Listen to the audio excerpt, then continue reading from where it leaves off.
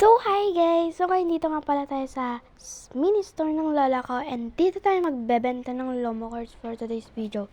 Syempre, nahiya naman ako mamasko. Ikaw ba naman mamasko?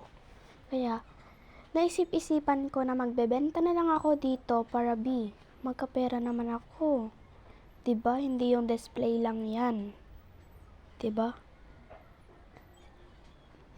Yan kung anong ginagawa ko. And, so, kaya ako napag-isa magbenta. Wala lang. Let's go. So, napag-isipan kong magbenta kasi nga wala na akong pera, Tapos, wala na rin akong mga sticker and yung mapagbebentahan ko dyan, pampambili ko ng sticker. So, tingnan nyo yung napagbentahan ko. Ang bilang ko dyan, guys, is 500. 55 pesos pa lang na pagbebentahan ko. But it's fight naman na yun. Kasi makakabili na ako ng sticker nun. Yan. Alcohol daw muna ako, para magmukhang malinis ba. Ayan. Balik na natin. Kukunin natin yung candy. Kahit wala na naman akong gagawin. Yan. Kuha tayo ng kulay green. Yan.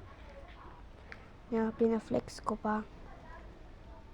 Tapos ibabalik ko rin lang. Sarado. Yan. Tapos ibabalik ko. Tapos na. Diba? Ganyan ako kalupit, Tapos, wala na akong ginagawa dyan. Kumuha na ako ng gatas. Tignan mo, i-flex ko mamaya.